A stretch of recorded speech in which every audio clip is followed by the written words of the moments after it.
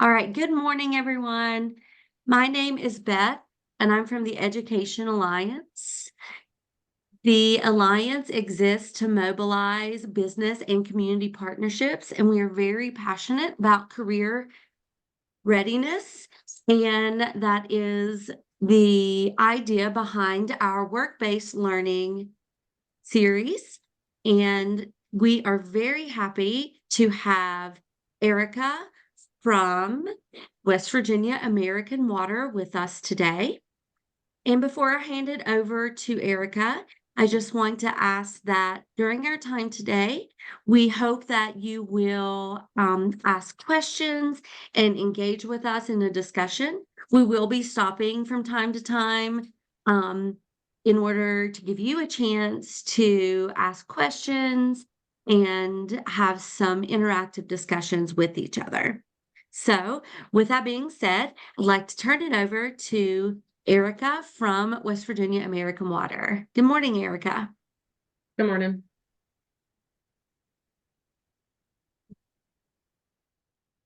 Okay, let's see.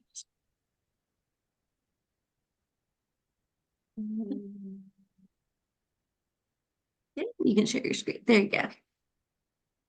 So like Beth said, my name is Erica. I am the paralegal here at West Virginia American Water. I've been with West Virginia American and American Water since about 2014. I'm going to just be talking a little bit about West Virginia American Water and American Water, and I'll just go ahead and pause here and say that they are interchangeable. American Water is our parent company. We've got several companies kind of throughout the United States, and West Virginia just happens to have a location here in West Virginia. So today we're going to just go through, we went through the quick introductions. We're going to go through an overview of West Virginia American Water, why it's great to work here. We'll pause for some questions and answers if you guys have questions, and then we'll do a little bit of unconscious bias and mutual respect training.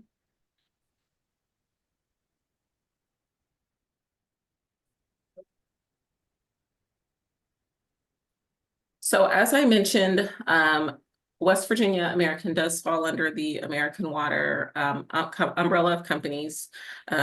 Just really quickly going to go over the company statement around the beautifully different at American Water, which is what I'm sharing on the screen. And American Water does see diversity as a vital element in creating an environment where differences are accepted and are important to the company's success. American Water values and promotes diversity in its workforce and aims to reflect the local communities in which it serves through the people it employs, whatever possible, because we are all considered beautifully different. So at American Water, we truly consider diversity to be about a background of ideas, thoughts, experiences, and that's vital to the culture that we are working to build.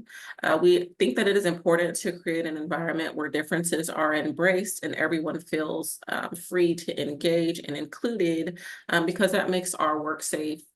It makes us work safer. We are able to work and be more successful in anything that we try to pursue.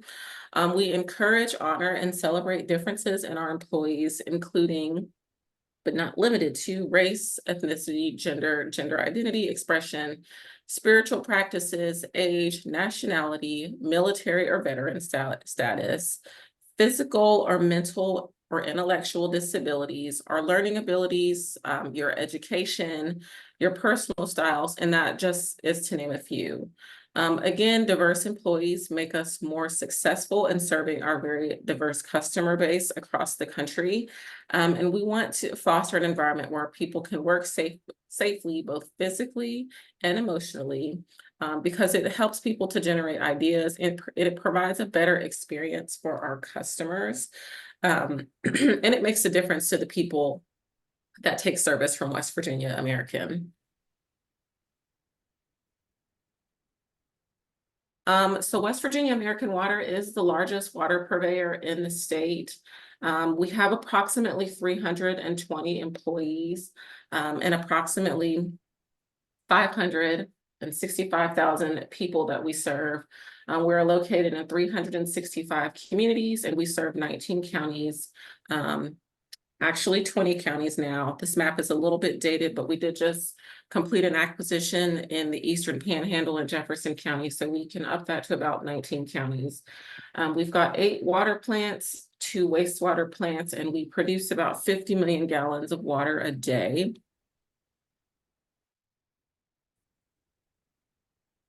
So a lot of people, when they're thinking about their career choices beyond high school, don't really give local utilities a thought. I will definitely say that it was not something that I had ever thought about when I was looking at graduation and moving into college. Honestly, working at West Virginia American just kind of fell into my lap because I was looking to make a career change, and so I did. One of the highlights that we like to talk about here at West Virginia American and American Water globally are the We Care promise. We Care is an internal promise to value our people and represent the tremendous role that employees actually play in the broader scheme of the company. Under the We Care umbrella, the program benefits that includes employee safety, the employee compensation packages, career pathing, the promotion of a work-life balance, employment stability, respect, and inclusion training, just to name a few. We have categorized these opportunities into 5 areas that capture what employees experience while working for an American Water company. We focus on deeper connections, which is focusing on driving inclusion, diversity, and equity, working opportunities to build a network internally and externally with different teams across the company, as well as, working to network and build relationships with our community partners, because that's also a very important part of our business. We also focus quite a bit on personal and professional growth and professional personal development opportunities. I will go ahead and pause here and say that that's kind of why I, the company paralegal, am here, giving this presentation to you today. When I came into my position at West Virginia American, I worked to support our operations group. And our operations group does a lot of focusing on relief repairs and, kind of working out in the field. I had been working a lot with legal because I did a good bit of our customer complaints and a good bit of the escalations that we got from our customer service center, as well as a lot of the research that we would get, or a lot of the research that was required when we would get served formal litigation. An opportunity came for me to apply for this job, and so I did and eventually got it. About a year ago, I decided that I wanted to go back to school and pursue a master's degree in human resources. And I simply took advantage of the We Care promise. The company offers a really good tuition reimbursement program, and they do reimburse us for up to $10,000 of educational our educational needs, whether it's undergrad, graduate, if I wanted to get a certificate, things like that. And then I have been lucky to kind of partner with our human resources business partner on gaining kind of experience in the field that I wouldn't be able to gain, organically, because I've never worked in HR. So this program and this partnership with the Education Alliance falls under our HR umbrella, and that's kind of how I got here today. So I personally, and I know a lot of my colleagues, really appreciate the personal growth aspect of the We Care promise, because it does help us to kind of grow professionally and personally. Another tile on the We Care pledge is shared purpose, which happens through the work that we do to support environmental, social, and governance goals. Of course, that also covers ethics, integrity, and providing our customers with superior service. Looking at flexibility, the company, especially, following COVID, has really worked to try to help people to maintain a decent work-life balance through the hybrid work schedule, through the flexible work schedules and things like that, that people are able to work out with management. And then finally, the final tile that I'm going to discuss is well-being, which connects us to our commitment to safety. Safety is huge here at American Water and West Virginia American Water. I'm sure, as you guys can imagine, a lot of our frontline employees, our field employees, can find themselves in relatively dangerous situations. So it's important for us to make sure that these people are returned home the same way that they showed up at work. It's never a great day when you have to call and report an injury, or, call somebody's spouse or significant other and let them know that they've been injured on the job. So the company is committed to physical safety, physical health, and also they're committed to making sure that employees are emotionally doing well, and it's fairly valued at the company. On the next slide, it just kind of gives an overview of the jobs that are available in the water industry. I know a lot of people generally tend to think about the people that they see working in the field, but in-house, there's quite a bit going on. So we've got our accounting and finance department, our administrators, we've got business development people, our communications and external affairs team. Like I said, we've got customer service. Recently, West Virginia and American Water as a whole kind of went away from focused call centers in 2 states to allowing people that are in the state of West Virginia to apply for customer service positions with the company, and that just gives them the opportunity to grow with the company. Obviously, we've got the distribution and production folks. Production is the people that we do a lot of the work at the plants to make sure that the water is safe before we send it out to our customers. We've got an engineering department, human resources, a tech department, legal, maintenance, lab folks. We've got health and safety people. We've got a robust chain of supply chain folks, and then of course our water and wastewater treatment operators. So I've spoke a lot. I'm going to take a quick pause to see if anyone has any questions about the company before I move into the next part of the presentation. Anybody have any questions? Maybe ask location, benefits. Can you hear us? Yeah. Okay. One of them was maybe where is the company actually located and what type of benefits does the company offer? So we've got locations in Charleston. We've got locations in Racine. We've got operations out in Racine. We've got locations in the northern part of our state, which includes Weston, Webster Springs, stuff like that. We've got an office in Huntington. We've got an office in Princeton, and locations in Bluefield. And then, like I said, we just opened up an office in the Eastern Panhandle, which now serves customers that used to be part of Jefferson Utilities. So we're spread out. The company is continuing to grow. I know that our business development people have got a really robust pipeline, and it's just a really exciting time to be working at West Virginia American. To touch on benefits, the company offers really good medical, dental, and vision. Like I mentioned before, we've got the benefit that includes the education reimbursement, which is one of the best in the state. We've got discount programs. We've got, really anything that you can think of, we kind of touch that. It's kind of a lot to go through today. But of all of the places that I've worked since graduating a long time ago, not going to put a year on that, this is one of the best benefits package that I've ever seen. We are given the opportunity to receive bonuses, provided that our performance meets certain metrics. We can participate in a wellness program that gives us just a $300 bonus simply for participating. So we've got some good benefits. It's a good place to work. I've worked with some of the best people, I think, personally in the state. So the company's got quite a bit to offer.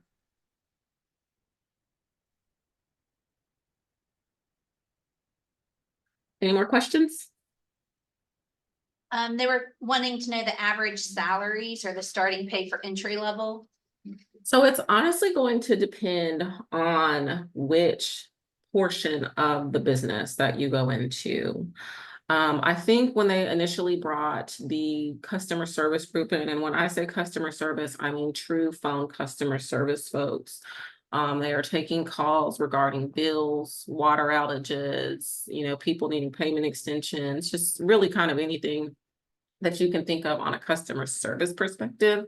The company starts those people out at about $16 or $17. I think when you come in-house and you're working more technical, if you're working in the field, those are union positions. And I think they start out somewhere about $26 or $27. I haven't seen an updated union payout sheet in a while, so I'm just taking a guess there. Everything else is going to kind of depend because it might be specialized. You may have to have a degree or a certificate. I know the water treatment plant operators are compensated fairly well. And those, again, are just positions that you would need to get a water treatment operator's license. I know that is something that water purveyors throughout the country are struggling with. So if you are looking for a STEM career or a hands-on career, or you're not really looking to pursue college after high school, a career as a water treatment professional is always an option. It requires a license and a little bit of technical schooling, and not a 4-year degree. So it's always something to look at. It's a position that pays very well. And then you can take your license and kind of do with it what you need to. Everything else, like I said, it's going to kind of depend on your experience. It's going to depend on your educational background.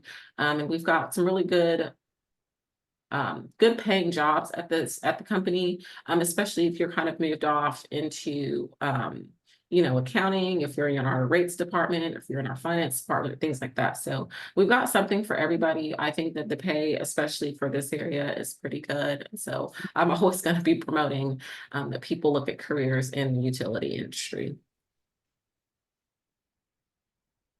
Anything else? I believe you had mentioned there was like an engineering branch. I'm curious to know what type of engineering degree you would need to go into that. So I would guess it's going to be kind of around project and construction engineering. I'm not an engineer. I'm not super familiar with all of the facets of the engineering educational background. But a lot of what our engineers do is design system and infrastructure updates. They also design tanks. They do a lot of work with our boosters, hydrants and things like that. They are generally responsible for designing the system, taking on projects to upgrade the system, so that we can continue to kind of make sure that our service is reliable and that we're getting clean service to people. We had an engineer, her name was Shelley. She has moved on and she's now the director of engineering for Kentucky American Water.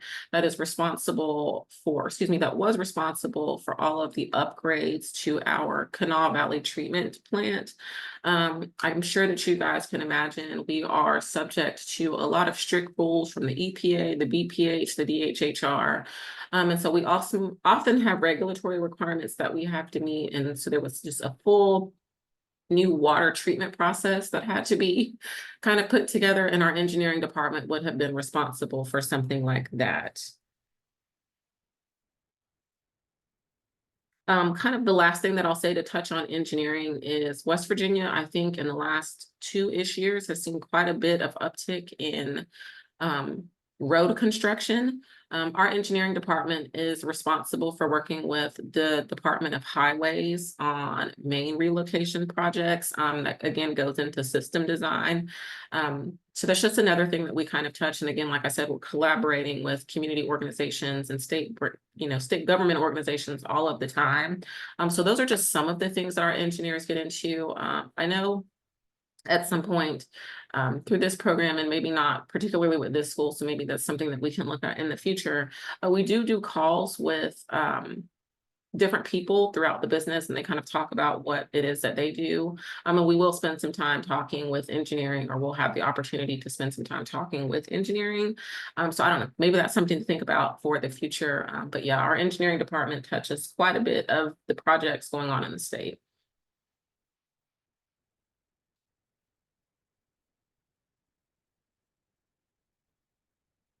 All right, with no other questions, I'm going to move into the next part of the presentation. We're going to just touch a little bit on unconscious bias and mutual respect. This is a training that employees that work for West Virginia American and American Water as a whole have to take, because unconscious bias and being mutually respectful in the workplace is part of the company's code of ethics. We are required to take code of ethics training on an annual basis.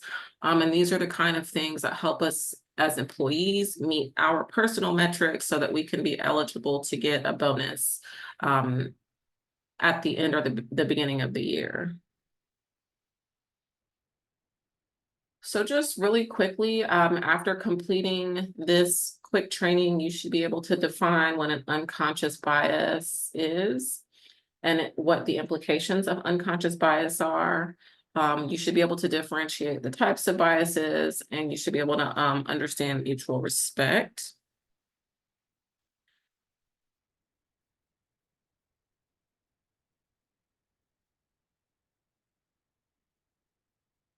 So I'm displaying on the screen just some words and definitions around diversity, inclusion, equity, prejudice, and being an upstander. I'm just gonna let this sit here for a few moments so that you guys can kind of take a look, review it.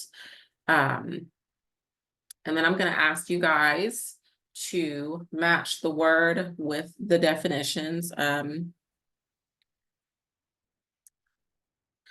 I don't know if you guys have access to the chat or if you just want to kind of give the answers or guesses out loud. I will let you decide. It may simply be easier because of this setup for me to just go ahead and move in, and we can kind of discuss the words and the definitions as we, keep going. So we're going to start with diversity. The answer for that is going to be C. It's a non-homogeneous group. I think a lot of times when people are thinking of diversity, they're thinking of things that they can see. So obviously someone's skin color, whether or not they have a disability, things like that. And here at American Water, we focus on, less on physical diversity characteristics and more around diversity of thought. We really have tried to get away from this single source of thinking or everyone kind of having like-minded thinking. And we really want employees to be able to come to work with their ideas, feel great about contributing to discussions and things like that. Because diversity of thought makes us a better company. It helps us, often save money on projects. It helps us to see a different way to kind of do things. And so, like I said, the physical diversity characteristics are important, but here at American Water, we're more focused on diversity of thought. The next definition is obviously going to be matched with E, which is feeling valued, included, and you're allowed to be yourself at work. We talk a lot at the company about making sure that you're able to bring your whole and most organic self to work. So that's why inclusion is kind of a big deal for us. We recently added in equity, which is fair and equal access to our inclusion and diversity reports in the company programming. We want to just make sure that employees have fair access to development opportunities, to promotion opportunities, to making sure that they're feeling included. Excuse me. So that is kind of where the company stands with equity. Prejudice is obviously a preconceived notion that is not based on reason or actual experience. These are just thoughts. And then being an upstander is a person who is committed to education and finding common ground with others and to act when they see discrimination occurring. So when we're talking about types of bias, it might surprise you, but there are many different types. So we will look at several types of biases that have been researched and shown to have an impact on our behavior. Just really quickly, a bias is a tendency or inclination or prejudice towards or against something or someone. Some biases are positive and helpful, like choosing only to eat food that are considered healthy and staying away from someone who has knowingly caused harm. But biases can often be based on stereotypes rather than actual knowledge of an individual or circumstances that you yourself has experienced. Whether negative or positive, such cognitive shortcuts can and prejudgment that leads to rash decisions or discriminatory practices. There are different types of biases, both in favor of something or against something, and unless we align our biases with the facts, we can be, we can stereotype people, and that's never great. So some of the types of biases that we're looking at are the unconscious, the affinity, the similar bias, confirmation biases, hindsight biases, distance biases, groupthink, and implicit bias.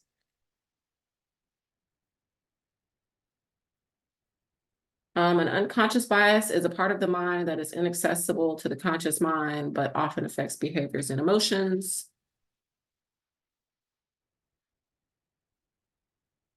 An affinity bias is being positively attracted to people with whom we share a common bond. So maybe we attended the same college, or we take a lot of the same classes, or you go to the same church. A similarity bias is wanting to spend time with people that are like us. Again, they share similar values, thoughts, and beliefs.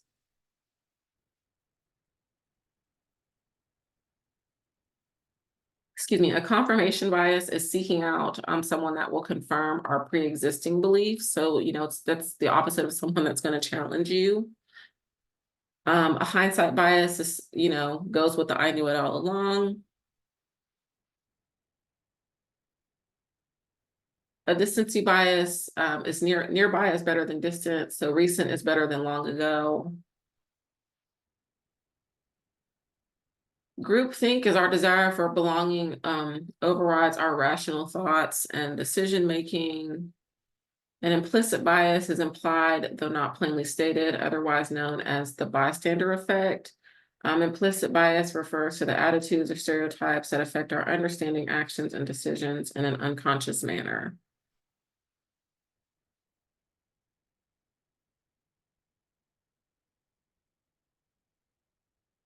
So just really quickly, this picture is intended to open up conversation about biases. And we want to discuss how we see things and how they can elicit emotions. So I'm going to pause again here. I want you guys to take a look at the picture. And I want to ask what you guys think appears to be going on here. Just want to say that there's no right answer, just kind of what do you think is happening?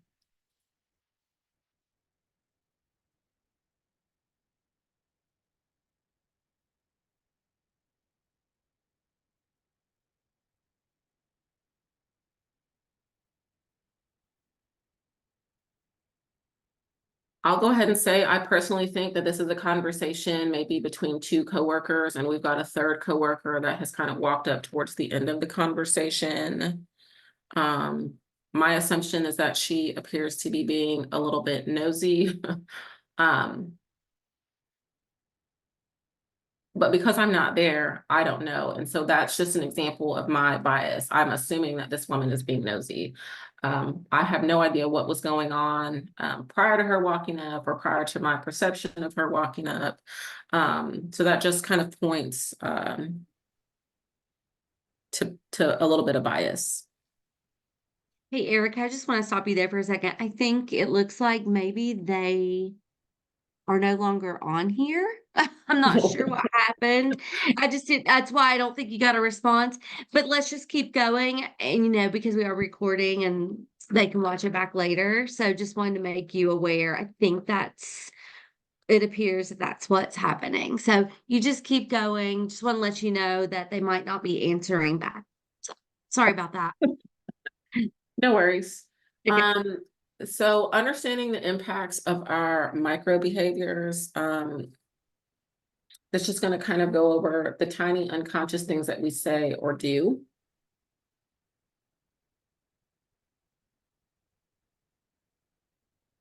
Micro iniquities are ways in which individuals are singled out, overlooked, or ignored based on an unchangeable characteristic.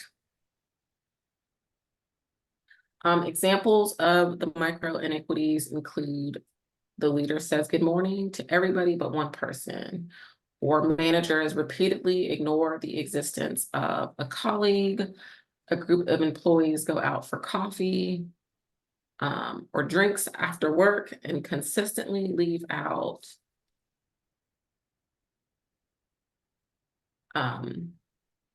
one person on the team consistently mispronouncing a person's name, taking more questions from men than women, confusing a person of a certain ethnicity with a person of another ethnicity, mentioning the achievements of some people at a meeting, while not highlighting the achievements of other people equally and making jokes aimed at certain groups of people.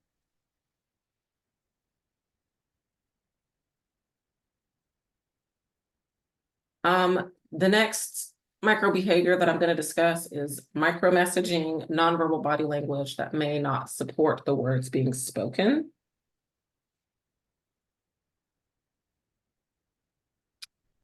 Examples of micro messaging include weak handshakes or not looking someone in the eye when you're talking to them, listening with your arms closed, losing eye contact while someone is speaking to you, praising an idea presented by one, but ignoring the same idea presented by someone else, pecking away at a cell phone while someone is talking to you, looking at your watch while someone is talking, typing away at the keyboard while someone is talking to you, and making eye contact only with males while the group contains both males and females. Again, these are behaviors that may not support the body language, or the messaging that you're trying to get across. And then the last micro behavior is going to be a microaggression, which frequently it's a behavior that communicates hostile or derogatory insults. Examples of a microaggression can be statements like, "I thought that way when I was young." Are you ladies going out shopping at lunch? How young are you, to someone that appears to be older? Stating that you would have never guessed about a person's sexual orientation, that you have a lot of energy for being someone that's older, just things that you would say to people that are slightly aggressive and that may not seem like an issue to you, but it may seem like an issue of aggression to the person that you are talking about, or talking to. Mutual respect, again, it's a slide that we're displaying here. It's just going to be talking about obviously having respect for people that are your peers, your colleagues, your friends, your teachers, professors, if you're going off to college or a university. And it defines a proper regard for dignity of a person or position. Two or more individuals have valuable and important contributions to make to a relationship. When an individual, demonstrates mutual respect, they show that they are not only respected themselves, but that they have respect for others. Mutual respect is when two people may not agree on everything, but they don't get upset over every little thing, and are willing to work things out because they care about each other, or again, because they have mutual respect for one another.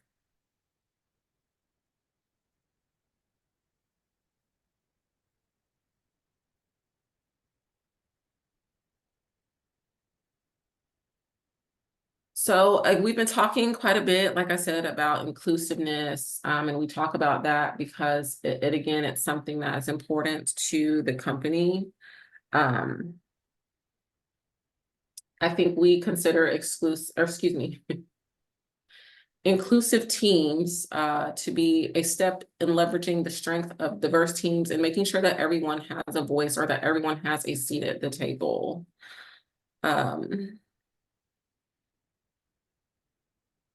The question on the screen is there to promote some discussion.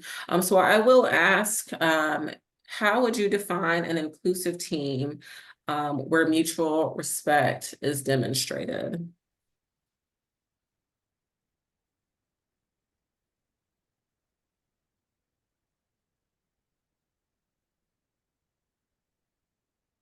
I can add something on that just from like a perspective of where I work. So one thing that we say is that when we are meeting as a team, everyone gets the microphone.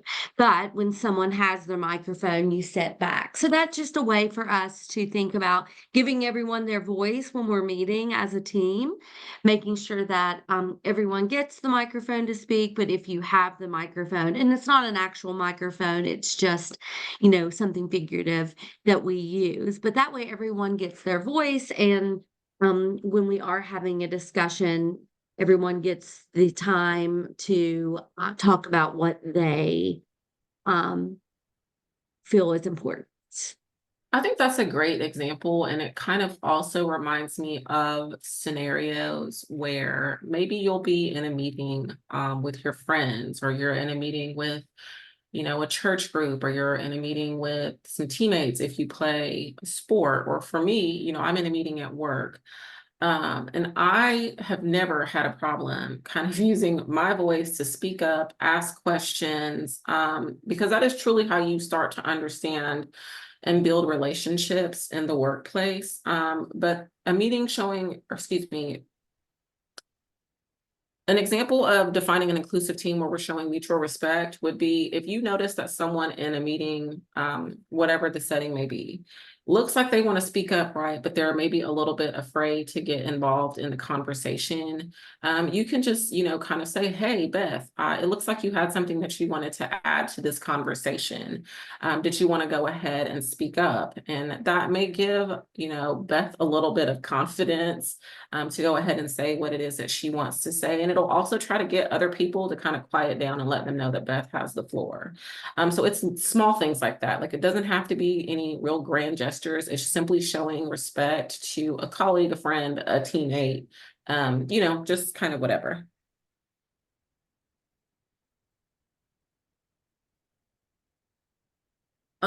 So we're near the end of this presentation, where we're talking about our personal action planning.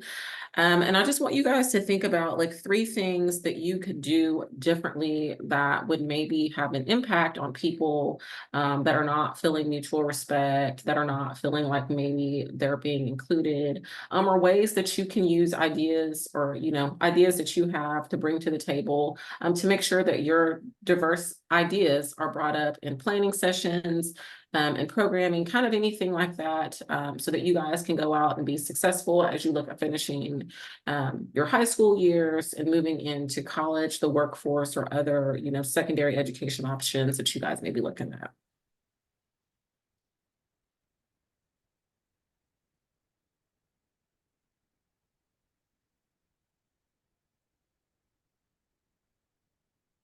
Maybe give Ms. Allen's class some more time to answer that question. Maybe repeat the question, and we'd love to have your feedback before we conclude the presentation.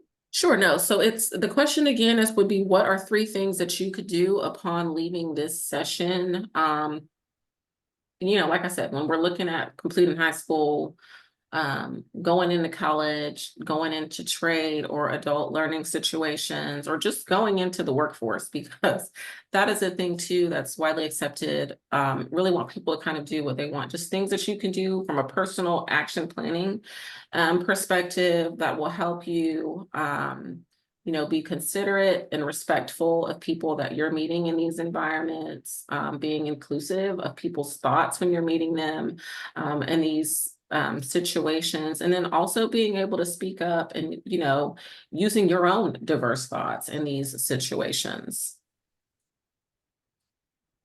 One thing I was thinking about that you could do as a personal action plan is to brainstorm the type of environments you feel the most comfortable in, and think of those, and then also brainstorming the environments where you feel the most uncomfortable. So that gives you an idea of where you should start personally. So when I'm in this type of environment with a group or trying to collaborate with people, this is the things that make me feel comfortable, versus things that if I'm in the same kind of environment, whether it's a classroom or a sports team, anytime you're with a group, things that make me feel a little less comfortable.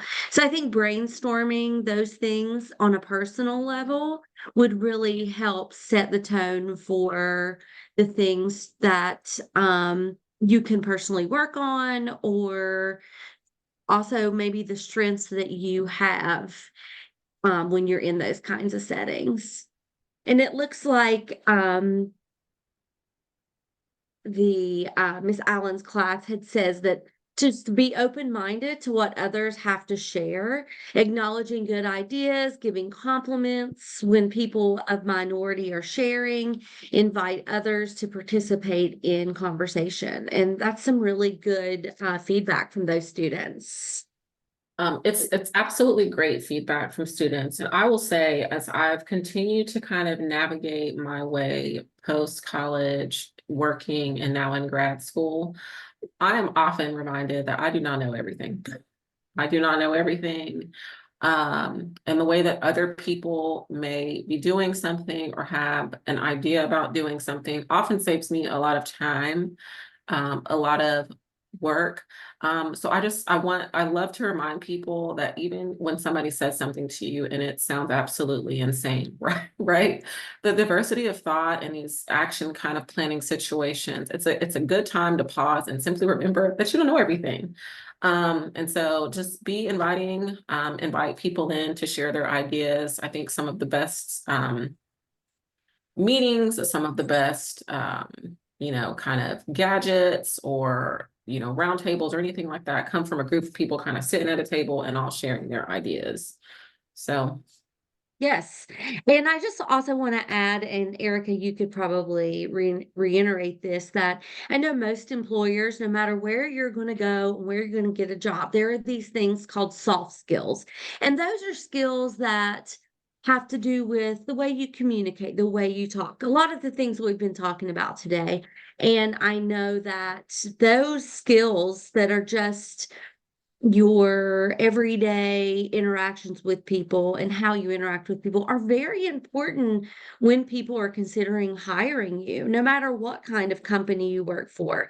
Or maybe it's not even a company. Maybe once you're finished with high school, you're going to go and do retail or fast food for a little while you're doing your education. But no matter what kind of career you choose, these soft skills are very, very necessary. I absolutely agree with that. I think some of the soft skills that I've developed I would almost say that they're responsible for helping me kind of climb a little bit of the ladder here at West Virginia American and American Water. It's also been really beneficial in building relationships with a lot of the executives that I've been able to build relationships with. So I think that's a great point, Beth. And I definitely want to remind people to make sure that they're honing their soft skills and make sure that they're reminded that those are just as important as any technical or educational skill that you would have. Absolutely. Well, Erica, thank you so much for talking to us today about American Water, but also just on a personal level, how can we be more inclusive and communicate better in our life and in our careers? Of course.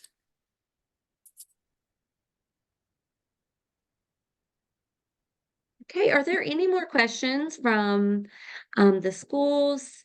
Anything that you would like to ask or share before we're finished for today?